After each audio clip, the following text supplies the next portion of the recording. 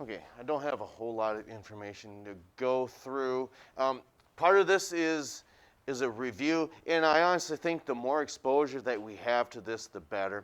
I know we just have work on worksheets, and you're going to be doing that here shortly, but one of the things I just want to make sure that we spend enough time on, and we'll do it again next week as well, but again, the more exposure you have to this, the better off you're going to be. So, and I honestly think that, let's say, for instance, whether it's cross country or volleyball, we have the fortunate ability that we run Del Rapids Golf Course 3 times, and that's where the region meet is, okay? In order for you ladies to get to, is it the round of 16 or past the round of 16 to move into the state tournament? You gotta, okay, so chances are, would it be better off to play a team 3 times, and that third time it's in that round of 16 to advance to the state tournament? Would you agree that that would be an advantage? Okay, so a lot of you are nodding your heads yes, and the reason that's important is I think you'd agree that the more exposure that you have to that, the better off you're going to be. And to me, this is the same type of concept, but this is science, which is, oh, so boring. Why can't we just talk? Well, okay, and I get that. But please trust us. This is for your benefit. Okay, did we go over this reaction on the bottom here? We did something very similar, I believe. I can't remember where we stopped. I know we didn't do this one. Yeah, we did. We did the bottom one too? Oh, okay. Well, then we're going to use this to help us answer that, okay? This one has got 2 products, okay? And why is it that this bottom has 2 products? The first thing we said as a group, what's the first thing you're going to want to look for in these reactions? Okay, this is an asymmetrical reagent, okay? And what about our chain here? Is that symmetrical or asymmetrical? The bottom one. It's asymmetrical, okay? So what that means, do we have to have a catalyst there? No, we do not, okay? Why? And it's not so much that we need to answer why, but there's only one reaction that does require a catalyst, and that's a reduction reaction with hydrogen, okay? Really don't have an answer why that is. It's just like you can't liquefy oxygen by just adding more and more pressure. Oxygen just won't do that, okay? It's probably somewhere locked up in its chemical properties here. So the last thing I want to mention then is we know that there's 2 products. So you tell me, what's the easiest way to designate the minor product? Okay, so we know all 4 of those carbons are going to be over here, and they are all single bonded because that bond has now broken, this double bond.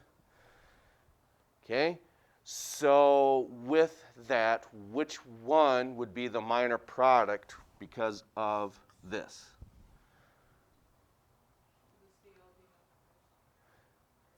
Exactly, because if we put that chlorine here, anywhere on this first carbon, that is the minor product. Chlorobutane is the minor product.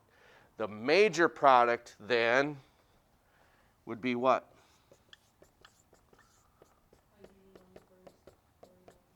Hydrogen on this first, and 2-chlorobutane is your major product. Okay, so I guess I'm not too picky. I don't really think you need to put a plus sign in there because they're really not adding together. It's just you label this is the minor, this is the major. Whatever it is that helps you designate which one is the major, which one is the minor. And I think when we associate this one being on the end, okay, that makes it the minor product. And when we're reacting that with water, that becomes even more important when we have to start designating our alcohols as primary, secondary, and tertiary types. That doesn't mean anything to you right now, but hopefully it will in the future. Now, I'm thinking this is still on.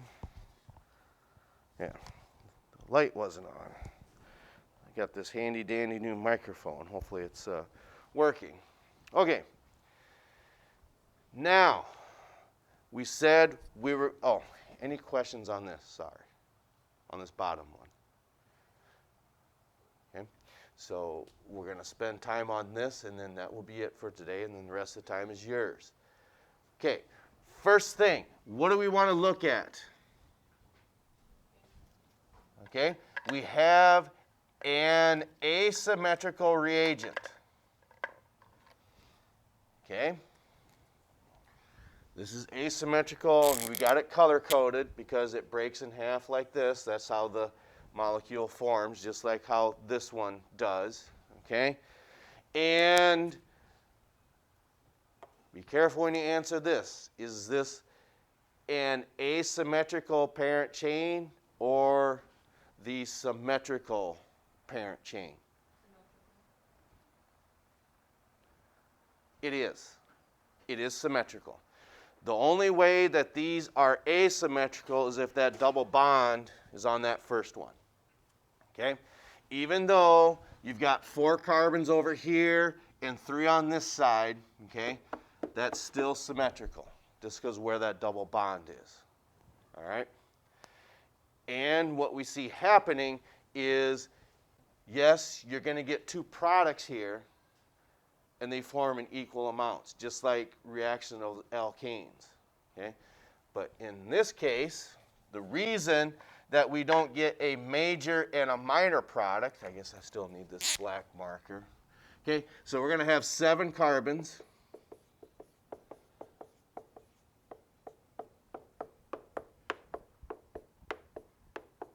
Because that double bond has broken. Now, we could put a bond on, what, this 3rd and 4th one? Here and here. So I'm just going to put a circle here. There's availability for bonding on there. So since this has broken apart, we're looking at this guy and this guy is where these bondings are going to take place because, that, again, that double bond has broken. Okay? So where these circles are, what do you want to bond first, the hydrogen or the hydroxide? It doesn't really matter. You just pick one. Okay? So that hydrogen we'll put here, and then the hydroxide we'll put down here. Okay? And we don't label that as major and minor like what we would down here. Like if this was in OH and if this was in OH. Okay? And it's because this parent chain is symmetrical. This one is asymmetrical. So I believe that like this is maybe 45%. And if we had to name this compound, which this is 3 weeks out yet, at least 3 weeks out. But we still have to follow the same procedures. You find your parent chain, and with that, we got a derivative here, hydroxy compound, and 1, 2, 3, 4, or 1, 2, 3, 4. And with that, you would just call it 4-heptanol. Now you don't need to name this. I just want to write this down so you can see the difference. Okay? Now, another product that we would do, remember, these two were available to have occupied by this guy here.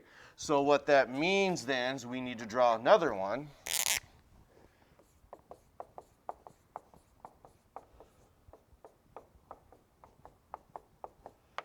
And that gets to be annoying. We try to keep these compounds really short because when you have to draw this over and over and over again, yeah, I'm sure that gets to be annoying. But we try to keep this as short as possible. Again, this is where they could bond. So if we put that hydroxide on the 4th carbon here, what do you suppose you can do? Do what with them? Just flip them around. Okay? So the same thing, we'll put circles around each one of these again, except for I'm going to put it on the bottom here instead. Oops, that's the wrong one. I should have kept that on there, see if anybody was watching. So I'm going to put them down here and up here. Okay? It's still the 3rd and 4th carbon, 3rd and 4th one. So if we flip-flop those two now, what we're reacting them with, okay, what we're saying is we're going to put the OH down here and then the hydrogen up there. Okay? Notice you don't have the same compound, do you? Okay? Because up here, that OH is on the 4th carbon. On this one, it's on the 3rd one. So now you get 3 heptanol instead of 4. And that's why you don't have to label them, because I'm sure this is probably maybe somewhere around, I don't know, 38%. Gets somewhere, well, no, it's probably higher. It's probably 45% as well. And then there's just some impurities in there, and these form in equal amounts, and that's why you don't label them as major and minor. Because if you have a major product, well, then you are looking at about 90%, and then maybe 8% for the minor product, and then the other 2 is just impurities. Okay? So to wrap this up, what you want to do, look at your reagent first. Is it symmetrical or asymmetrical? Then look at your compound. Is that symmetrical or asymmetrical? And then that will tell you whether you have to label these as major and minor. And here you don't, because you don't have anything on that 1st carbon like what you do down here. And that is how you tell the difference if you need to label major and minor. And for your vocab, what rule is this? It starts with an M. Yeah. In other words, Markovnikov. That one. Okay. Yeah.